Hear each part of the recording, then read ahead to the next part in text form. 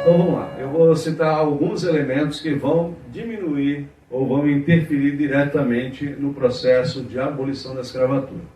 Entre 1831 e 1833 foi assinado o fim do tráfico no Atlântico por navios brasileiros. E, no entanto, continuou o tráfico porque os portos não foram fechados ao tráfico. Não se viam mais navios brasileiros, mas de outras nações que tinham acesso aos nossos portos. Os brasileiros não podiam mais traficar, mas nós recebíamos por parte de outros navios negreiros. Então, esse é o famoso... Aí vai surgir, porque esse acordo foi feito entre os ingleses e o Brasil, né? Aquele famoso ditado para inglês ver, esse é onde dá origem a esse aspecto. Em 1850 foi assinada a Lei Eusébio de Queiroz, que punha fim ao tráfico, e os nossos portos estavam agora fechados a partir de então. Mas a escravidão interna não cessou. Em 1866 foi assinado por D. Pedro II uma lei que impediu o uso de escravos nos palácios imperiais. Onde houvesse uma instituição imperial ou federal, como nós chamamos hoje, ali não poderia ter um escravo. Nós não sabíamos isso. Casas de residência oficial e nas fazendas imperiais e demais repartições federais. Até nas fazendas, mas o Império tinha fazenda? Tinha. Todas as propriedades que pertenciam aos jesuítas passaram a pertencer ao Império, na época ao governo português, e depois passou para o Império. Nas fazendas, aqui é interessante o que Dom Pedro fez, né? Nas fazendas imperiais, os escravizados deviam ser libertos, a partir de então, e receberiam parte das terras da fazenda e os meios para o seu sustento. Interessante essa preocupação por parte de Dom Pedro. Nas oficinas imperiais, os libertos deveriam receber salário se quisessem continuar trabalhando na condição de libertos, de livres. As sociedades e a igreja, uma sociedade que nós temos aqui. O Hospital de Caridade é uma sociedade, funciona assim até hoje. E outras repartições que nós temos espalhadas pelo Brasil afora. Eles não poderiam ter mais escravos, ou não poderiam vender os seus escravos. Eles até teriam como funcionários trabalhando lá, mas não poderiam nem adquirir e nem vender, ou comprar escravos. Em 22 de maio de 1867, D. Pedro II coloca diante do Congresso a necessidade de abolição. Em 9 de maio de 1800, muito criticado quando ele fez isso, mas como é que Dom Pedro manda isso aqui? Na abertura, toda a abertura era em maio, geralmente, conforme o dia, variado. Em maio, em setembro fechava o Congresso, em maio abria. Então tinha um recesso bastante grande aí, né? O que acontecia? Juntavam-se as duas casas e quem fazia a abertura era a fala do imperador. E nessa fala ele vem com essa colocação: há necessário a abolição da escravatura no Brasil. Porque essa não era uma lei, a lei quem faz não é o imperador, porque nós éramos uma monarquia parlamentarista, né, constitucional. Então quem vai fazer as leis é o Congresso. Então ele tinha que jogar isso para o Congresso, né? Em 9 de maio de 1868, D. Pedro submete ao Congresso outra proposta do fim da escravatura. Então ele começa a... Só que aqui eu vou dar um parênteses para explicar algumas coisas. Por exemplo, nós não sabíamos nesse período quantos escravos existiam no Brasil. Imagina um troço desse. Como é que você administra um país se você não sabe quanto você tem de mão de obra? E não sabia também, não era só referente à população negra, mas não sabia quantos brasileiros existiam. E aí, D. Pedro, sabendo de tudo isso, ele vai fazer o grande recenseamento do Brasil, que vai ser em 1870. E aí nós vamos ter uma ideia de quantos nós tínhamos. Alguns diziam que eram 4 milhões de negros escravizados, outros diziam que era 2 milhões, outros dizem que era 1,5 milhão, não se sabe. E como é que você planeja uma abolição de um povo que você não conhece a quantidade? Então, isso aqui foi um grande questionamento por parte das autoridades. Aí começa o processo de recenseamento em cima da escravidão. Todos tinham que alistar os seus escravizados. Quem não alistasse, tinha um período de 1 ano para fazer esse alistamento em cima. Aquele escravizado, que não fosse licenciado, ele automaticamente estaria alforriado.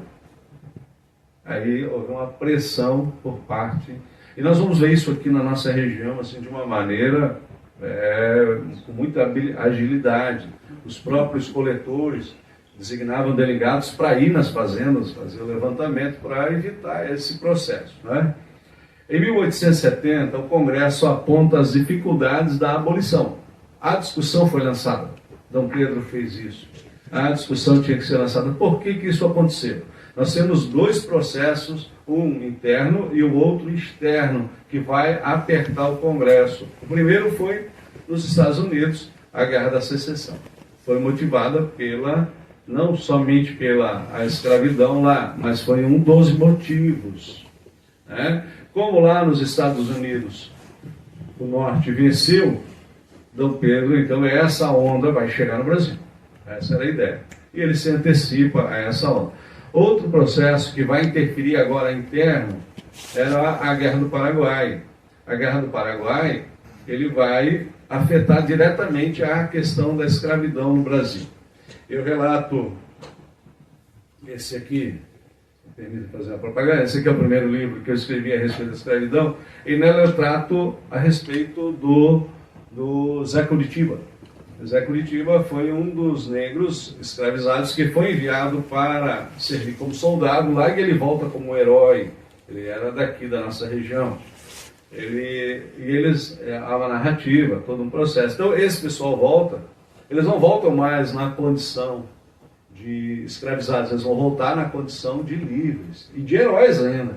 Então como é que você imagina alguém que veio cativo, né? A gente não sabe exatamente se o Zé Curitiba era cativo, nascido no Brasil ou veio da África, mas não importa. O que importa é que ele se tornou um brasileiro, assim como nós temos nos tornado cada dia nós como brasileiros, né? E Zé Curitiba, ele volta como esse herói e constitui uma grande família que existe até hoje. Os seus netos, existem ainda netos dele vivos, uma neta pelo menos. Isso lá em 1870, quando ele retorna para cá. E é muito bem documentado. A Biblioteca Nacional, ela já publicou a respeito, outros autores já publicaram, e nós tivemos o privilégio de encontrar um descendente aqui, né, na nossa região. Então, Zé Curitiba é um dos exemplos. E aí força, por quê? Você começa a ter um outro questionamento agora por parte das autoridades. Por exemplo, Heitor Blum, ele narra no seu livro sobre a abolição em 1943, um trabalho sobre quando se comemorou ali a abolição da escravatura, no 13 de maio, ele diz que os oficiais que vieram para Santa Catarina se recusaram a ir capturar negros no quilombo do Cubatão. O Cubatão fica aqui do nosso lado. Por quê? Eles disseram que não, eram capitães do mato. Então a gente começa a ver essa resistência dentro da sociedade. E outro dado muito importante, que um dos anos pré-abolição que mais teve abolição da escravatura foi em 1872, 71, 72. Depois volta a um período com mais calma. Mas vamos voltar aqui em 1870. O Congresso aponta as dificuldades, diz o tempo, hein? Em 1870, o Congresso aponta as dificuldades da abolição, mas eles vão apontar a oportunidade e o modo de ação. Faltava o quando. Esse era o questionamento da época, quando nós vamos fazer isso aí. A solução imediata foi a lei do ventre livre. Então, essa foi a solução imediata. Vamos ser gradativos. Santa Catarina, agora, como é que se processou esse período, a escravidão aqui? Em 1640, Santa Catarina foi adquirida pela coroa portuguesa e administrada diretamente pelos Bragança. Quando o Brasil se tornou independente, passou ao Império. Então foi aqui que se iniciou um novo projeto dentro do Império, para estabelecer pequenas propriedades com mão de obra livre. Em 1847, isso aqui é muito interessante para nós, vermos a visão de Dom Pedro. Ele esteve aqui em 45, passou um longo período aqui, e ele vai aplicar aquilo que o Dom João VI já tinha mandado fazer, que era dividir Santa Catarina em linhas de colonização. Vocês já viram falar? Quem vai aqui em Águas Mornas, naquele lado tem a primeira linha, segunda linha, terceira linha. Ali é um dos locais. Então eram faixas de terras que iam ser destinadas à colonização. E aí acontece o seguinte: em 1847 foi estabelecida a colônia Santa Isabel em homenagem à princesa Isabel, recém-nascida, no atual município de Águas Mornas. Nesse ano, o governo ele proíbe, antes de chegada dos colonos europeus, ele proíbe o uso de escravos nessas colônias.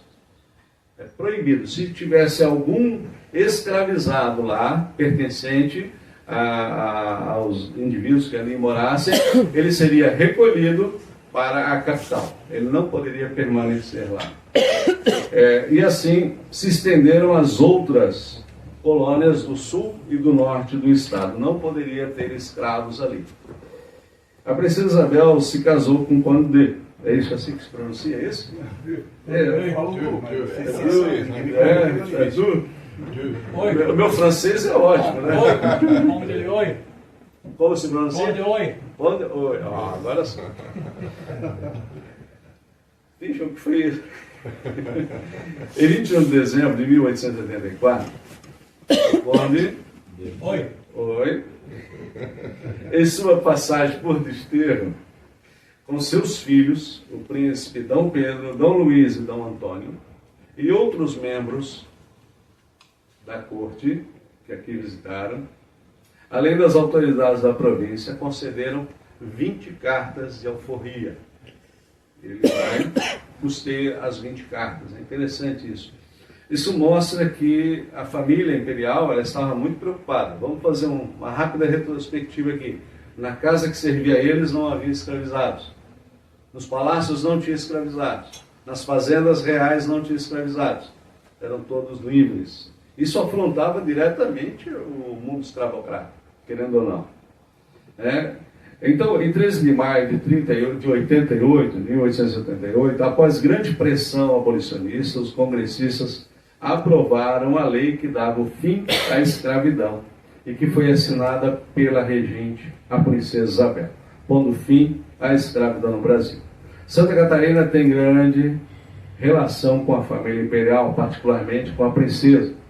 Em 1845, nós já falamos, ela foi gerada aqui. Quando, na visita dos imperadores, 9 meses depois ela nasce. Essa era a sua terra. Então, essa é a fala que eu tenho a respeito do processo da Casa Imperial em relação. O restante é artimanhas políticas e conjunturas econômicas que o Brasil tinha. O Brasil só tinha uma indústria, era agrícola. Nós não tínhamos um processo industrial como nós temos. Eu vou trazer a experiência, dá tempo? Um minuto? Ele é meu... Ele que vai... A hora que ele fizer assim, eu paro, né?